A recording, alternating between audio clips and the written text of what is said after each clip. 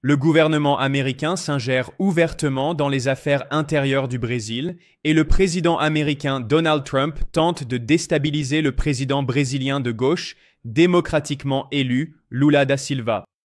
La Maison-Blanche de Trump a officiellement déclaré que le Brésil représentait une menace pour la soi-disant sécurité nationale des États-Unis et le département d'État américain a imposé des sanctions à des responsables du gouvernement brésilien, en particulier à des juges brésiliens, ce qui constitue une ingérence flagrante dans les affaires intérieures du Brésil. Trump a également annoncé un tarif massif de 50% sur le Brésil, ce qui constitue l'un des taux de droits de douane les plus élevés que Trump ait imposé à un pays. Cela soulève donc la question « Pourquoi ? Qu'essaie de faire Trump ?» Il poursuit ici deux objectifs principaux. L'un concerne la politique internationale, la politique étrangère du Brésil, et l'autre concerne la politique intérieure brésilienne. Je vais commencer par expliquer la géopolitique des attaques du gouvernement américain contre le Brésil. Le Brésil a été une voie de premier plan en faveur d'un monde plus multipolaire, remettant en cause l'hégémonie mondiale des États-Unis. Et en fait, le président de gauche du Brésil, Lula da Silva, plus connu simplement sous le nom de Lula, a été l'un des cofondateurs des BRICS, l'organisation dirigée par le Sud global en 2009. Et au cours des 16 années qui ont suivi, les BRICS se sont considérablement développés. L'organisation dirigée par le Sud global compte désormais 10 pays membres et 10 pays partenaires, et ensemble, ils représentent 56% de la population mondiale et 44% de l'économie mondiale si l'on mesure leur PIB en parité de pouvoir d'achat ou PPA. Sous la direction de Lula, le Brésil a joué un rôle clé pour renforcer les BRICS et donner plus de pouvoir au Sud global. Ce sont les pays qui ont été autrefois colonisés par les puissances occidentales et ils représentent la majorité mondiale. Et sous Lula, le Brésil s'est rapproché de plus en plus de la Chine, qui est le principal partenaire commercial du Brésil, et le Brésil entretient d'assez bonnes relations avec la Russie. Et Lula s'est opposé à l'hégémonie des États-Unis. Lorsque Trump a menacé d'imposer des droits de douane de 50% au Brésil, Lula a déclaré « Le monde n'a pas besoin d'un empereur. Les États-Unis ne sont pas l'empereur mondial. » Cette année, en 2025, le Brésil assure la présidence des BRICS. La présidence tourne chaque année entre les différents membres des BRICS. Et en juillet, Lula a accueilli le sommet des BRICS dans la ville brésilienne de Rio de Janeiro et le sommet a été un grand succès. C'était la toute première réunion des BRICS avec les 10 nouveaux pays partenaires. Et Donald Trump était furieux du succès du sommet des BRICS et il était particulièrement en colère contre Lula. Et pendant que le sommet des BRICS se tenait, Trump a menacé d'imposer des droits de douane de 10% à tous les pays des BRICS. Peu de temps après, Trump a alors menacé d'imposer des droits de douane de 50% spécifiquement au Brésil. Politico a publié un article citant des sources proches du président américain, révélant que Trump est absolument furieux de l'expansion des BRICS et de la remise en cause du dollar américain. Un ancien haut responsable américain qui a été l'envoyé spécial de Trump pour l'Amérique latine lors de son premier mandat en tant que président des États-Unis, Mauricio Claver Carone, a déclaré à Politico que Trump était déjà très en colère contre le président brésilien de gauche, Lula da Silva, mais il a dit, je cite, « Les BRICS ont fait pencher la balance ». Fin de citation. Parce que les BRICS ont été créés pour nous nuire. Les BRICS ont été créés pour affaiblir notre dollar et retirer le dollar comme référence, le retirer de son statut de standard. Le dollar. Avez-vous déjà entendu l'expression « le dollar est roi » ? Le dollar est roi. On va faire en sorte que ça reste comme ça, d'accord? Mais l'ironie, c'est que plus le gouvernement américain menace le Brésil et s'immisce dans ses affaires intérieures, plus le peuple brésilien souhaite s'éloigner des États-Unis et se rapprocher des BRICS et de la Chine. En fait, CNN a publié en juillet dernier un sondage réalisé par Bloomberg qui a révélé qu'une pluralité de Brésiliens préféreraient s'aligner sur les BRICS plutôt que sur les États-Unis. Le sondage a donc demandé aux Brésiliens « Avec quel pays ou organisation pensez-vous que les BRICS devraient s'allier le plus étroitement ?» Il ne pouvait donc y avoir qu'une seule réponse, pas de réponse multiple. 38,1% des Brésiliens ont répondu qu'ils devraient s'aligner le plus étroitement avec les BRICS. Seulement 31,1% ont répondu les États-Unis. 12,9% ont répondu la Chine. Évidemment, la Chine fait partie des BRICS. La Chine, c'est le C dans BRICS. Donc, si l'on additionne les réponses BRICS et Chine, une légère majorité, 51% des personnes au Brésil, ont déclaré qu'elles devraient s'allier le plus étroitement avec les BRICS et ou la Chine, contre seulement 31% pour les États-Unis et seulement 8% pour l'Union européenne. Ainsi, les menaces de Trump contre les BRICS et le Brésil en particulier se retournent en fait contre lui, renforçant les BRICS et les rendant plus populaires dans le Sud global. Les menaces de Trump rendent également Lula plus populaire, et cela m'amène à l'autre raison principale pour laquelle Trump s'immisce dans les affaires intérieures du Brésil, qui concerne la politique intérieure brésilienne. Lula est un homme politique de gauche et Trump déteste Lula ainsi que le Parti des travailleurs, un parti de gauche dont Lula est l'un des cofondateurs. Et en 2026, une élection approche au Brésil et Lula a laissé entendre qu'il allait se représenter et les sondages montrent déjà que Lula est en tête. Donc Trump essaie de s'immiscer dans les affaires intérieures du Brésil pour nuire à Lula et au Parti des travailleurs de gauche. Trump et son mouvement MAGA aux États-Unis sont étroitement alliés à l'ancien président d'extrême droite du Brésil, Jair Bolsonaro, qui a été président de 2019 à 2023. Bolsonaro était l'un des politiciens les plus pro-américains de la planète.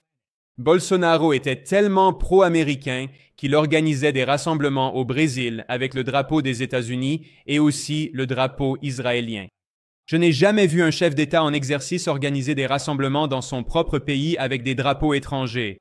Bolsonaro ne rencontrait pas des responsables américains ou israéliens. Il organisait ses propres rassemblements nationaux avec des drapeaux étrangers, montrant clairement qu'en réalité, Bolsonaro ne servait pas les intérêts du Brésil. Il servait les intérêts de l'Empire américain, c'est là que se trouvait sa véritable loyauté. Et en 2022, Bolsonaro a perdu l'élection présidentielle face à Lula, alors il a tenté un coup d'État. Bolsonaro a admis devant la justice qu'il avait rencontré les plus hauts responsables de l'armée brésilienne et qu'il avait essayé d'obtenir leur soutien pour lancer un coup d'État afin d'empêcher Lula et la gauche, qui ont remporté l'élection de 2022, d'accéder au pouvoir. Ceci s'appelle une tentative de coup d'État et c'est illégal dans tous les pays du monde. Le 8 janvier 2023, les partisans d'extrême droite de Bolsonaro ont lancé une attaque violente dans la capitale brésilienne, Brasilia, et ils ont pris d'assaut le Congrès brésilien, la Cour suprême et le palais présidentiel. Cela faisait partie de la tentative de coup d'État plus large et c'était directement calqué sur le 6 janvier 2021 lorsque les partisans de Donald Trump ont pris d'assaut le Capitole à Washington, D.C., parce que Bolsonaro a refusé d'accepter les résultats de l'élection présidentielle de 2022 au Brésil, tout comme Trump a refusé d'accepter les résultats de la présidentielle de 2020. Donc ces événements étaient très similaires, et en fait, certaines grandes figures du mouvement d'extrême droite américain ont également été impliquées dans cette tentative de coup d'État au Brésil, y compris Steve Bannon. Steve Bannon dirige un mouvement mondial d'extrême droite qu'il appelle The Movement. Très créatif, et Bannon est étroitement allié à Jair Bolsonaro et aux partisans de Bolsonaro au Brésil, connus sous le nom de bolsonaristes. Et l'un des principaux sujets qui les relie est la Chine. Le mouvement d'extrême droite américain, Trump et le mouvement MAGA sont tous extrêmement anti-Chine. Je veux dire, les démocrates aussi, mais surtout au Brésil, le mouvement d'extrême droite bolsonariste est très anti-Chine, alors que, comme je l'ai déjà mentionné, Lula et le Parti des travailleurs de gauche sont beaucoup plus pro-Chine et pro-BRICS. Ainsi, lorsque Bolsonaro faisait campagne pour devenir président du Brésil en 2018, il attaquait constamment la Chine et en faisait un bouc émissaire pour tout, et en tant que président, il était plutôt anti-Chine comparé à Lula et Dilma Rousseff, l'autre présidente brésilienne de gauche. Et bien sûr, Trump a lancé la guerre commerciale contre la Chine aux États-Unis. Bien entendu, cela a été poursuivi par les démocrates et Joe Biden. Je ne dis pas que les démocrates sont pro-paix. Ils ne le sont pas. Mais Trump et le mouvement MAGA sont extrêmement anti-Chine. Et en fait, Steve Bannon, qui était le principal stratège de Trump et Bannon était le directeur de campagne de Trump en 2016, Bannon s'est vanté en 2018, il a dit, je cite, « Nous sommes en guerre avec la Chine ». Fin de citation.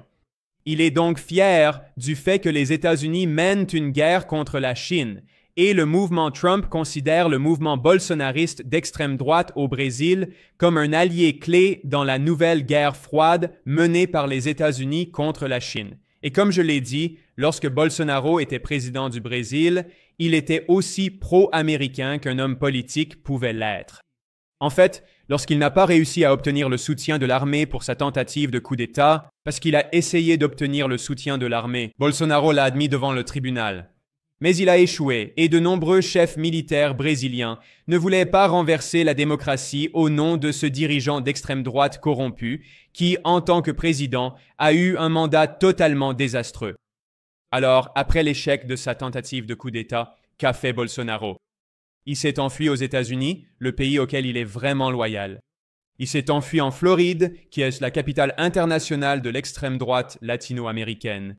Tous ces dirigeants d'extrême droite soutenus par les États-Unis qui tentent de renverser des gouvernements démocratiquement élus en Amérique latine. Je veux dire, parfois ils réussissent. Les États-Unis ont renversé des dizaines de dirigeants de gauche démocratiquement élus en Amérique latine. Mais lorsqu'ils échouent, ils fuient souvent en Floride, à Miami, parce qu'ils savent que le gouvernement américain les protégera et qu'ils ne subiront aucune conséquence. En fait, le fils de Bolsonaro a fait exactement la même chose. Donc Jair Bolsonaro était le président. Son fils, Eduardo Bolsonaro, est aussi un homme politique d'extrême droite et il était député au Brésil. Mais il a également été impliqué dans la tentative de coup d'État ratée et lorsque celle-ci a échoué, il a lui aussi fui aux États-Unis pour éviter des conséquences judiciaires au Brésil. C'est un fugitif de la justice. Et Jair Bolsonaro, le père, a admis dans une interview que son fils cherche désormais à obtenir la citoyenneté américaine.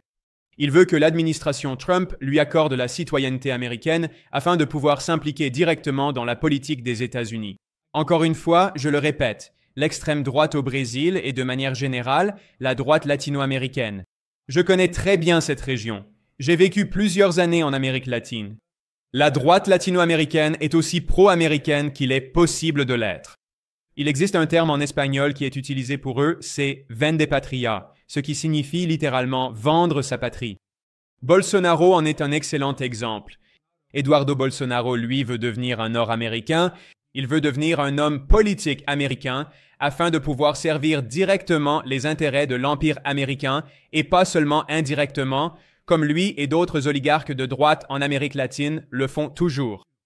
Ils servent les intérêts des entreprises américaines, de Wall Street et de la Silicon Valley et vont à l'encontre des intérêts de leur propre pays. Et c'est pourquoi Donald Trump s'immisce directement dans les affaires intérieures du Brésil pour tenter de soutenir le mouvement d'extrême droite bolsonariste au Brésil et nuire au président de gauche Lula. C'est ce qui relie tout cela ensemble. Bien sûr, la politique internationale et la politique intérieure sont profondément liées. Et cela fait partie d'une tentative de l'Empire américain d'imposer son hégémonie au Brésil, qui est le plus grand pays d'Amérique latine. Et les hauts responsables du gouvernement américain sous Trump ont invoqué la doctrine coloniale de Monroe, vieille de 200 ans. Ils considèrent l'Amérique latine comme le soi-disant arrière-cour des États-Unis et cherchent en réalité à coloniser la région pour soutenir les intérêts des entreprises américaines.